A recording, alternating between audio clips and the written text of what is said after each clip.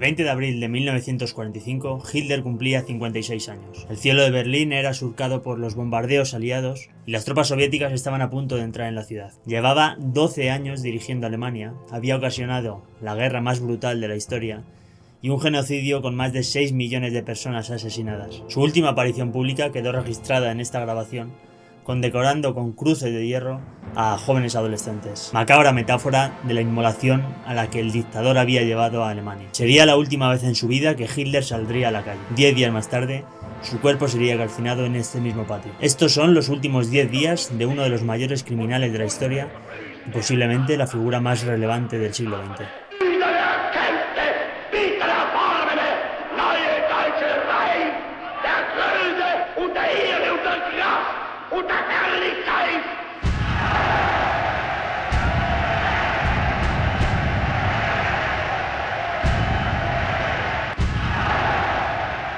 Hitler, desde que llegó a Berlín el 15 de enero de 1945, desde su cuartel general del oeste, vivió bajo tierra. El búnker se encontraba debajo del jardín de la Cancillería del Reich y contaba con un sistema de calefacción e iluminación propios. Era completamente autónomo, ya que funcionaba con un generador diésel. El 20 de abril, Hitler cumple 56 años y en el último año le había sentado bastante mal al dictador. Derrota tras derrota, el soñado Tercer Reich, destinado a vivir 1000 años, tenía los días contados. Desde verano, aliados por el oeste y soviéticos por el este obligan a Alemania a retroceder, y a mediados de abril, los bombardeos aliados están destruyendo Berlín, mientras que las tropas soviéticas están a punto de llegar a la capital. En este ambiente de derrota segura, Hitler cumple 56 años con muy mal estado de salud. El temblor de su brazo izquierdo a causa del Parkinson era casi incontrolable, tenía problemas digestivos e insomnio, y diversos testigos cuentan cómo durante las últimas semanas iba encorvado, le costaba caminar y en ocasiones llegaba incluso hasta arrastrar las piernas. Como era habitual durante los años anteriores, la medianoche del 19 de abril, el séquito del búnker le esperó para felicitarle, pero esta vez iba a ser una felicitación bastante incómoda. Realmente el ambiente no estaba para fiestas. Hitler había avisado a uno de sus sirvientes que no quería ningún tipo de felicitación, pero aún así la recibió.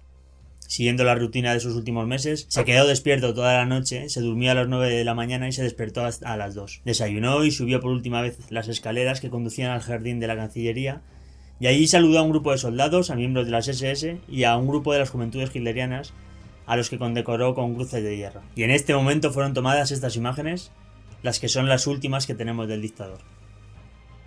Después de almorzar tuvo lugar la última sesión informativa con los personajes más destacados del Reich, Göring, Ribbentrop, Himmler.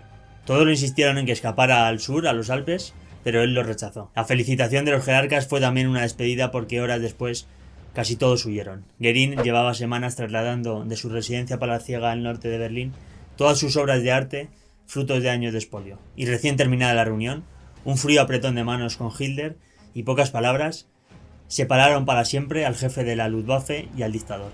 Durante tantos años, número 1 y número 2 del nazismo. Albert Speer, que estaba al lado, le pareció que aquella separación era un símbolo del final inminente del Tercer Reich, y no tardaron mucho en seguirle otros jerarcas como Himmler o Ribbentrop. La mayoría de los altos jefes del ejército ya se habían ido de la capital, y Bormann había dicho a los restantes ministros que se apresuraran porque la carretera del sur pronto quedaría cortada por los soviéticos. Esa noche fue una verdadera espantada. Cuando Hitler se fue a su habitación, se celebró una fiesta que también aparece reflejada en la película El hundimiento, y que fue interrumpida por una explosión. Aquella misma noche, una de las secretarias escuchó por primera vez al dictador decir que no creía en la victoria. A las 9:30, Hitler se despierta con malas noticias. El centro de Berlín está sufriendo el fuego de la artillería enemiga, y durante el día Hitler protagoniza varios cambios de humor y llega a acusar a su médico de querer dormirle con morfina para enviarlo al refugio de los Alpes. Al día siguiente, el estado neurótico termina por estallar. En la sesión informativa de las 3:30, y después de salir varias veces de la reunión, explotó al enterarse de que los soviéticos habían roto el cordón interior y de que el ataque de Steiner que él había ordenado no se llegó a producir. La famosa escena que Internet convirtió en meme, fijaos en la mano izquierda temblorosa, ordenó que se quedaran estos cuatro. Jodl, Krebs y Murdoch. Y el resto ya lo conocéis. ¡Era una maldita orden! ¡La ofensiva de Steiner era una orden! ¡El general Atos, la vergüenza del pueblo alemán! ¡Carecen de honor! Pero si creen que por este motivo voy a abandonar Berlín, están muy equivocados. Antes me pego un tiro en la cabeza. No hagas spoiler, Adolf, que a la gente no le gusta saber el final a mitad de la película. La guerra estaba perdida, dijo entre susurros. Intentaron convencer de nuevo de que se marchara al cuartel del sur, pero fue inútil. Hitler había dado orden a su principal ayudante, Shaw, de quemar todos los papeles y documentos que había en su caja fuerte del búnker, y luego le dio instrucciones para que hiciera lo mismo en Múnich y en el Berghof. El día 23 le siguen intentando convencer sin éxito. Él insiste en que luchará personalmente, aunque se muestra preocupado porque lo capturasen con vida o que su cuerpo fuera exhibido como un trofeo. Créeme, Speer, será fácil poner fin a mi vida. Un breve instante y me liberaré de todo. Quedaré libre de esta existencia miserable. Por la noche llega el famoso telegrama de Goering, por el que, para contarlo de una forma resumida, pedía permiso para tomar el control del Tercer Reich, de conformidad con un decreto de 1941 que a él lo nombraba sucesor. Hitler tomó esta comunicación como una acción de alta traición y despojó a Goering de todos sus cargos. El día 24, después de beber una botella de Moët Chandon con Eva Braun, a las 3 de la mañana, Speer se despide de Hitler. Al mediodía, las tropas soviéticas ya han cercado prácticamente toda la ciudad. En una acción simbólica, aviones ingleses destruyen la residencia del Berghof en los Alpes, y en uno de los múltiples cambios de ánimo de Hitler, aseguró tener la posibilidad de salvar la situación, con la esperanza de repeler a los soviéticos y llegar a un acuerdo con los aliados. Si consigo tener éxito aquí y defender la capital, tal vez crezca la esperanza entre los ingleses y los estadounidenses de que quizás pudiesen aún enfrentarse a todo este peligro junto con una Alemania nazi. Y el único hombre que puede hacerlo soy yo, le comentó a Goebbels. Solo con una actitud heroica podemos sobrevivir a este momento, el más duro de todos. Esto comentó a Goebbels, aunque posiblemente se trataban de frases de autoconvencimiento y pensando más en la imagen en cómo iba a quedar en la historia, algo con lo que estaba obsesionado, que en la realidad. Avanzamos unos días, el 28 de abril los soviéticos ya están en el centro de la ciudad y llega la segunda traición.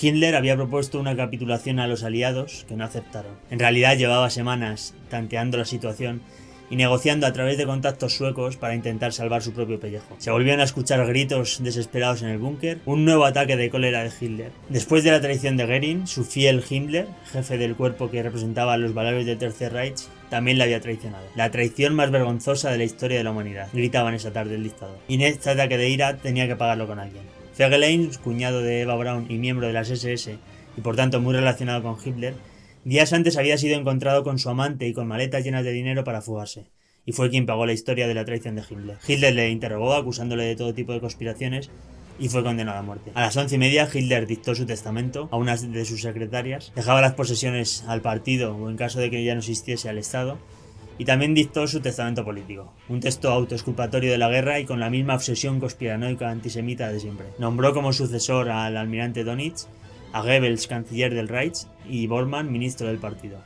Toda una farsa dado el derrumbe total del Estado. El caso de este texto, del testamento político, lo veremos en otro vídeo que encontraréis por aquí y que también os dejo en la descripción, así que os animo a suscribiros. Y llegamos al día 29 de abril. Día tras día el avance soviético es imparable, están ya muy cerca de la Cancillería. Hitler y Eva Braun se casan, pasada la medianoche. Durante toda la relación Hitler había ocultado a Braun y había rechazado el matrimonio argumentando que estaba comprometido con Alemania. Uno de los funcionarios de Goebbels y concejal de la ciudad ofició la ceremonia.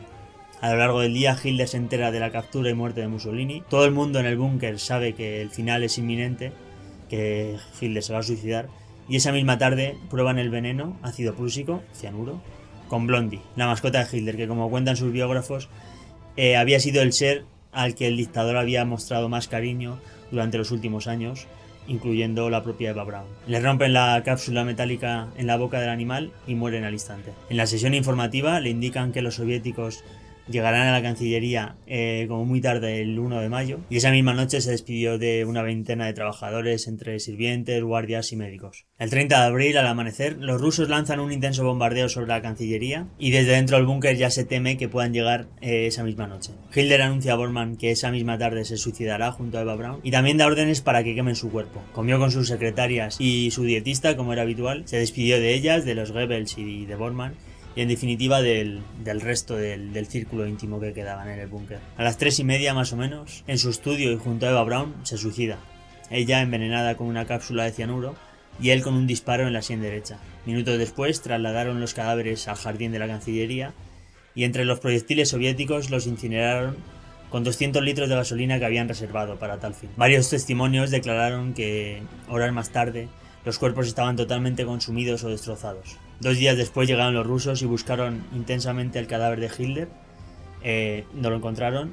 Algo totalmente diferente de lo que ocurrió con Goebbels, una historia que también contaré en otro vídeo. El trágico final del ministro de propaganda, su mujer, sobre todo, de sus 6 hijos, a los que también mataron. Son estas imágenes que veis por aquí, que al quedarse sin gasolina pues no se pudieron quemar del todo los cuerpos. Y 9 días más tarde los rusos enseñaron una mandíbula y 2 puentes dentales al odontólogo de Hitler, que identificó uno de los puentes y la mandíbula inferior como la del dictador.